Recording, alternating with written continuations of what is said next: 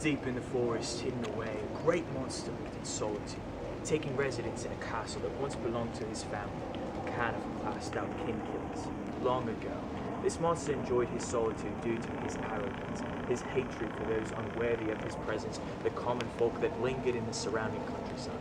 Every now and then, an unlucky soul would stumble upon this creature's lair, blissfully unaware of the impending doom that waited. No man had been able to defeat this monster, for his strength was unmatchable, his skills unbelievable, and his heart knew no mercy. Though he appeared human, he had talons like a dragon, horns of a demon, with wings like a fallen angel. Some say his beauty was menacing, breathtaking, and absolutely jaw-dropping. He took what he wanted, with no thought of the consequences, yet he still asked for more, day after day after day. He wondered if any creature on Earth could even come close to his perfection, and quickly dismissed the thought, deeming it pointless because, well, who could outshine the brightest light? To keep himself entertained, the monster would hunt for days on end, scouring the nearby lands for innocent prey to feast upon. Though he was after a challenge, the fun in slaying creatures so weak was amusing to him.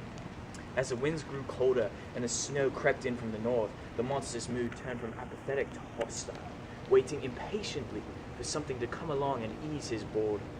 But in those winter months, the forest would remain empty, a wasteland, except for the few animals that could withstand the chill. Until one day, far in the distance, a white creature emerged, wandering alone in the shallow slush. The mere sight of this unfamiliar beast intrigued the monster enough to follow it as it descended deeper into the snow-covered depths of the unmarked land. In that surrounding countryside, a great man lived among the common folk, a man so noble, so extraordinary, so fearless that no other man could pass him. He was known to his people as Beowulf, the young king, defeater of Grendel and his mother, protector of the land, influenced by the great king Hrothgar of the Danes. Beowulf was capable of amazing feats. He took not no for an answer as he conquered beast after beast, demon after demon, and served his people well without fail.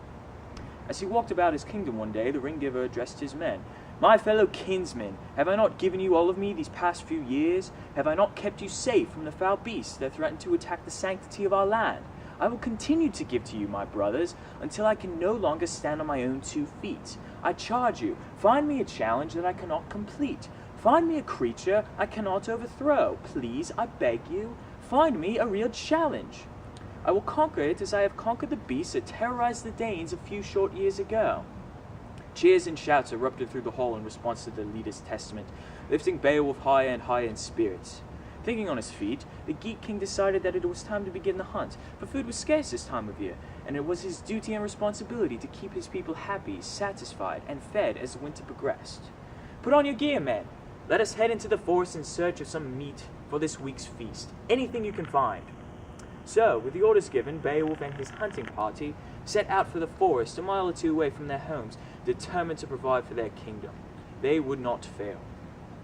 As Beowulf and his men neared the entrance of the forest, small herds of deer buried their noses into the snow in hopes that some vegetation had survived. The sounds of approaching horses made them stop dead in their tracks and lift their heads to see what was coming. "I see some game in the distance, my lord," said a kinsman excitedly. "Good, good," exclaimed Beowulf. "Follow them into the brush and trap them." His men did as they were told and followed the deer into the woods, drawing their bows and aiming them steadily at their targets. Beowulf strode onward after his men, but something caught his eye. He spun around quickly and spotted the creature as it trotted along past a cluster of trees. It was nothing like Beowulf had ever seen before. A deer, the size of a horse, stood in the distance, bowing its head in search of something. Its antlers stretched out farther and higher than any creature had witnessed. Its coat, instead of a dull brown, was brightly blanched and blended in with the freshly fallen snow. Its eyes were pitch black and its teeth were long and razor sharp. Surely this creature was the most unique specimen the forest had to offer him. Wanting to take on this antlered creature for his own, he called his men to him and told him to take what they had found and start on towards the castle, promising that he would only return when this beast had been caught and mounted on his horse. As soon as his men were out of sight, Beowulf proceeded to approach this creature, slowly but surely.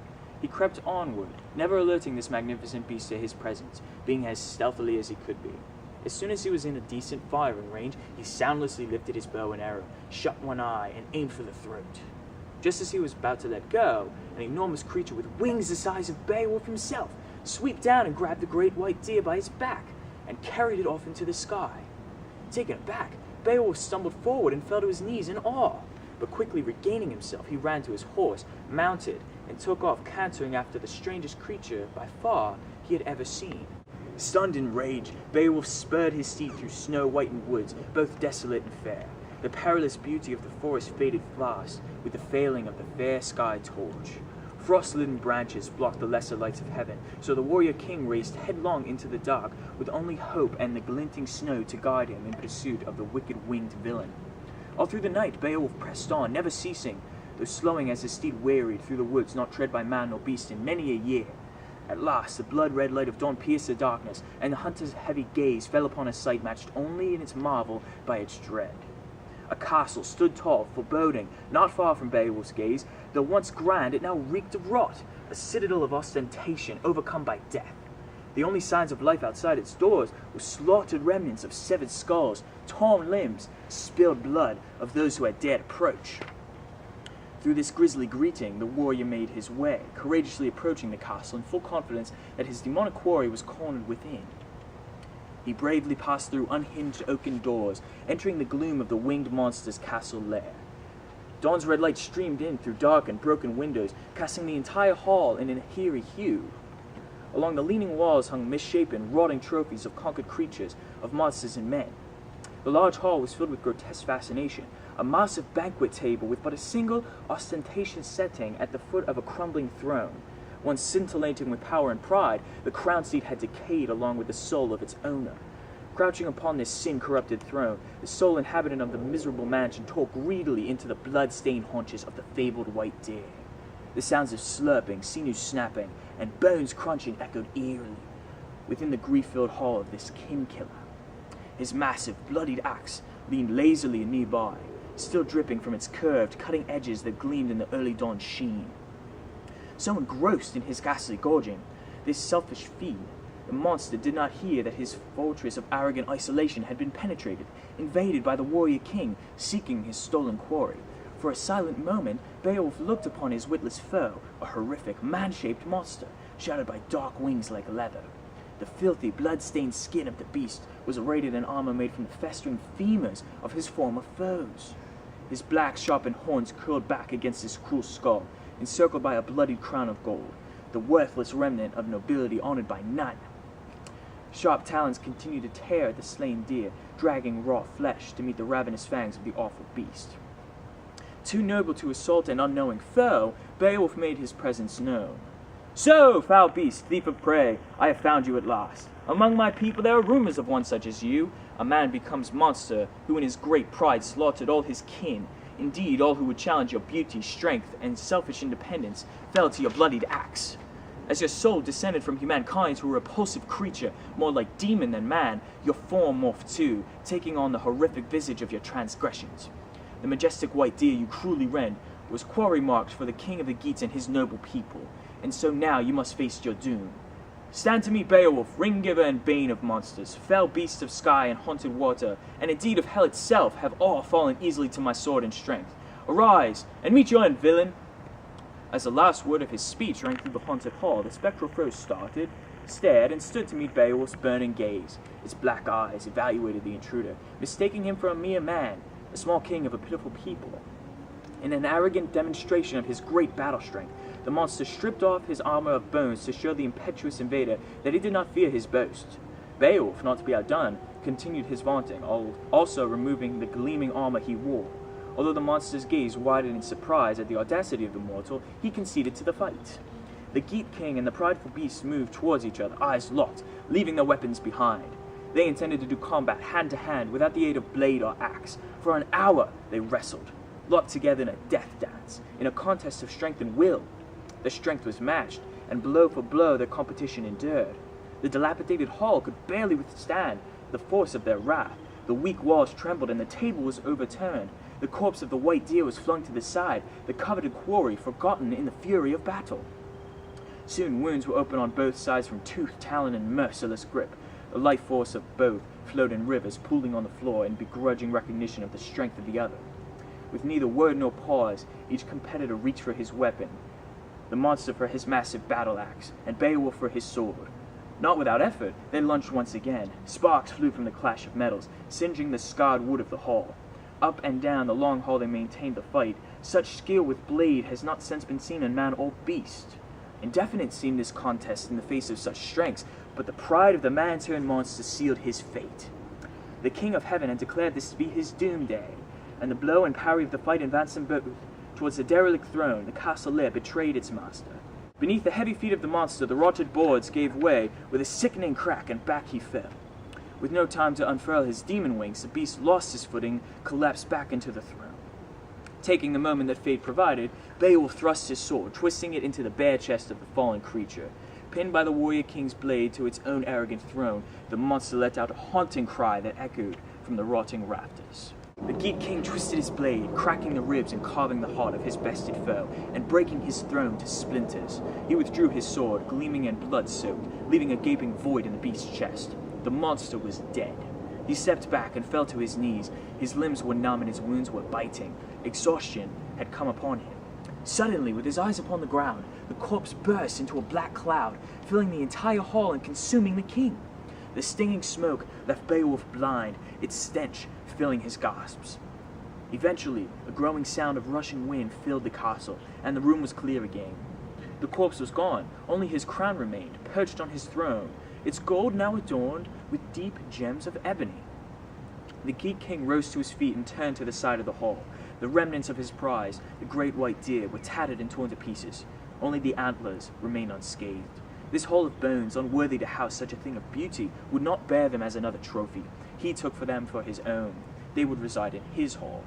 Turning to the throne, he saw the gold crown of the monster and snatched it from its place. It would return with him as well. Satisfied, Beowulf tore away from the hall and moved for his steed. This horrid mausoleum would not be his tomb, nor would the winter snow be his grave. With a lute in his grasp, the bleeding king mounted his horse and rode for home. An ominous silence hung upon the hall of the Geats. The retainers of the king, shaken and ragged from the hunt, were awaiting the overdue return of the lord. Was Beowulf not the most skilled of trackers and hunters? His continued absence betrayed a deeper danger. The king, they feared, may have met his end at the hands of a horrid foe. Suddenly, to their relief, their king pushed his way through the doors of the hall, casting his earnings on the great table. "My kinsmen," said Beowulf, "be no longer troubled. I have vanquished a great foe, a fiend who sought the humiliation of your king. Recall when I dismissed you, charging your return with your bounty of game. I tracked a grand creature, a beast of the size and beauty of our finest steeds. It was a strong buck, more glorious than all in the woods, with antlers grand and strong, and a coat of the purest white. My arrow now drawn on his throat. A swift monster dropped from the sky and ascended with the buck in his grasp. I mounted my steed and pursued it, past the falling of the sky torch and throughout the night. With the flickering of dawn, I found myself upon a horrid, rotting castle, a fitting home for a foul monster. I pressed through piles of bones and pools of blood into a large hall, fallen from glory, with trophies adorning the walls. My foe sat at the end of its table. He had talons of a great serpent, horns befitting a demon, and wings of a deep ebony. He bore an enormous broadaxe and wore the bones of his prey, and a gold crown rested on his head. On his table sat my prize, that great white buck torn to pieces and devoured. I called to him, inviting him to meet his doom. He stood, and demonstrating his misplaced hubris, disarmed himself. I would not engage in one inferior in strength than I, so I in turn disarmed myself, and our game began. We wrestled, equally matched, for over an hour. We reached then for our weapons and continued the match, bathing the room with the light of sparks. For hours we continued, until his stronghold proved his doom, shattering our stalemate.